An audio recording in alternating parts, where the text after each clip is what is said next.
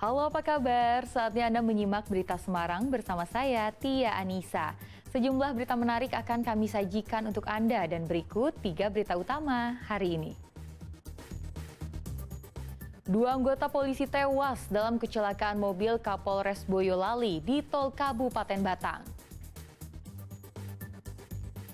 Anggota fraksi PDI Perjuangan Kadar Lusman alias Pilus kembali terpilih jadi Ketua DPRD Kota Semarang periode 2024-2029. Gelar pentas musik di dekat Puskesmas, kampanye salah satu calon Bupati Rembang dihentikan.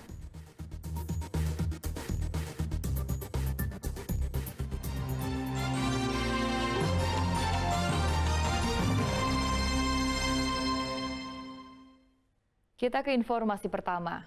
Menghindari truk pasir yang berputar arah, sebuah truk mengangkut gas LPG 3 kg terperosok masuk selokan di Boyolali. Evakuasi ratusan gas LPG dari truk memakan waktu lama. Laka lantas, bukaan sirkuit, truk muat gas LPG terguling. Truk pengangkut gas LPG 3 kg terguling di Jalan Raya Boyolali Solo, Mojosongo, Boyolali, tepatnya di depan kantor Koramil Mojosongo. Kecelakaan pada Selasa kemarin ini terjadi lantaran truk gas LPG menghindari truk pasir yang tengah memutar balik di median jalan. Truk pengangkut gas LPG akhirnya banting setir hingga masuk ke selokan. Selain masuk ke selokan, bagian bawah pondasi gapura jalan juga hancur ditabrak truk. Belasan pengemudi dan awak truk pengangkut gas LPG yang kebetulan melintas kemudian membantu memindahkan muatan tabung gas LPG ke armada lain. Proses evakuasi truk berjalan lama. Menghindari mobil putar balik, truk pasir putar balik gitu. Langsung ambil kiri masuk ke selokan gitu. Itu Gas melon gitu. Itu kalau kejadian pastinya kurang tahu juga. Saya lihat-lihat tadi cuma bunyi gerusak, saya lihat sudah masuk di got gitu. Tidak ada korban jiwa dalam peristiwa ini. Kecelakaan ditangani Satlantas Polres Boyolali. Yulianto melaporkan dari Boyolali. Mobil yang ditumpangi Kapolres Boyolali, AKBP Muhammad Yoga Buana Dipta Ilafi, mengalami kecelakaan di Tol Kabupaten Batang. Akibat kecelakaan, sopir dan ajudan tewas, sementara Kapolres Boyolali dirawat di rumah sakit.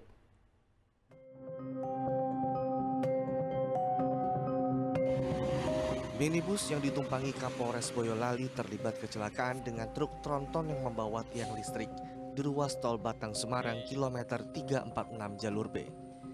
Kecelakaan ini menyebabkan 2 orang tewas, Bribda Abrilian Dean Artono dan Bribda Rio Risna Saputra, yang merupakan sopir dan ajudan Kapolres Boyolali. Sementara AKBP Muhammad Yoga yang saat itu duduk di bangku belakang kemudi selamat, hanya mengalami luka. Mobil yang ditumpanginya ringsek akibat menghantam bagian belakang tiang listrik beton. Bahkan mobil sempat terseret sejauh 200 meter karena tersangkut di tiang beton. Pengemudi serta kernet truk saat itu tidak mengetahui adanya kecelakaan tersebut. Mereka baru sadar ketika diberitahu oleh pengendara lain adanya mobil yang tersangkut di belakang. Ternyata ada mobil kesangkut di itunya. Ya. Tapi saat jadi ini benturannya nggak kerasa gitu Pak? Nggak kerasa. Kendaraan beliau menabrak bagian belakang dari truk tronton yang membawa tiang listrik, sehingga mengakibatkan korban meninggal dunia di tempat. Kedua jenazah korban langsung dievakuasi dan dipulangkan ke rumah duka, sedang Kapolres Boyolali langsung dirujuk ke rumah sakit di Semarang. Suasana duka terasa saat Bribda Rio Risna Saputra akan dimakamkan di Boyolali pada Selasa sore. Prosesi upacara kedinasan pemakaman Bribda Rio dilakukan di rumah duka Desa Mojosongko, Kecamatan Mojosongko. Setelah penghormatan terakhir, ibu almarhum sempat jatuh pingsan. Di mata AKBP Petrus Silalahi, yang sebelumnya sempat menjadi Kapolres Boyolali, Bribda Rio dikenal sebagai sosok yang baik serta disiplin. anggota Polres Boyolali itu adalah, setahu saya, sewaktu saat menjabat sebagai Kapolres Boyolali merupakan anggota yang baik. Itu merupakan putra-putri Polri yang terbaik. Sementara almarhum Bribda Fabrilian Dean Artono juga dimakamkan di Desa Sembungan, Kecamatan Nogosari, Boyolali pada Selasa sore. Tim Liputan melaporkan.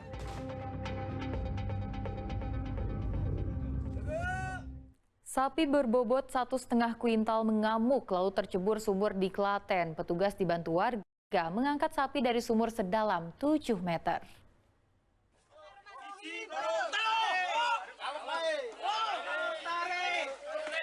Akibat seekor sapi mengamuk hingga masuk sumur, tim damkar, SAR, dan BPBD harus bekerja ekstra.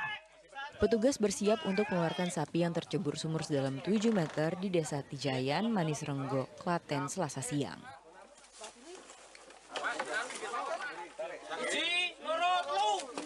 Dengan mengeluarkan seluruh tenaga, sapi akhirnya berhasil keluar dari sumur. Waktu evakuasi sapi berbobot 100 kg ini memakan waktu 1 jam. Untuk teknik kami menggunakan teknik vertical rescue. Kita angkat dari permukaan air sampai ke atas sih. Alhamdulillah sapinya selamat. Berapa lama tadi, Pak? Untuk proses dari awal sampai ke permukaan kurang lebih butuh waktu sekitar 1 jam. Ketua RW setempat mengatakan sapi milik warga ini terlepas lalu mengamuk di permukiman. Saat akan ditangkap, sapi semakin berlari hingga tercebur sumur yang ditutup seng. Lari-lari terus lari lewat jalan itu, jalan depan itu terus ke sini. Terus mau lari ke sana, saya cegat di sana terus balik ke sini. Terus tahu-tahu sudah dengar mak gerundang itu, seng jatuh itu ternyata sapinya kan masuk sumur. Sapi dalam kondisi hidup tetapi terdapat luka di bagian kaki. Sapi akhirnya dikembalikan ke kandang dengan jarak sekitar 500 meter dari sumur. Krisna Agung melaporkan dari Klaten. DPRD Kota Semarang akhirnya memiliki pimpinan definitif. Mereka kembali memilih Kadar Lusman atau Pilus dari fraksi PDI Perjuangan sebagai Ketua DPRD Kota Semarang. Dewan Pimpinan Rakyat Kota Semarang akhirnya menetapkan pimpinan definitif. Dalam rapat paripurna penetapan pimpinan di gedung DPRD Kota Semarang pada Selasa kemarin, Kadar Lusman dari fraksi PDI Perjuangan terpilih menjadi Ketua DPRD Kota Semarang periode 2024-2029. Dalam rapat ditetapkan juga 3 wakil Ketua DPRD Kota Semarang, yaitu Diah Tunjung Pudiawati dari fraksi Gerindra, Suharsono dari fraksi PKS, dan Wahyu Wiranto alias Liluk dari fraksi Demokrat. Terpilihnya pria yang akrab disapa Pilus ini adalah kali kedua karena dalam periode sebelumnya ia menduduki jabatan Ketua DPRD. Pilus mengaku senang dipercaya kembali untuk menjadi Ketua DPRD. Proses ini bisa diberikan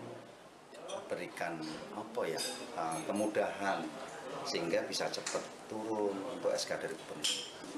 Gitu kira-kira. Nah kalau itu sudah turun, kita langsung kan hanya tinggal bentuk komisi-komisi dan badan. Sedangkan kita dengan teman-teman sudah komunikasi dari awal, komunikasi untuk merencanakan komisi-komisi dari masing-masing anggota fraksinya. Meski sudah ditetapkan dalam rapat paripurna, pimpinan Dewan terpilih masih menunggu waktu untuk pengambilan sumpah janji pimpinan dan surat keputusan dari Gubernur Jawa Tengah.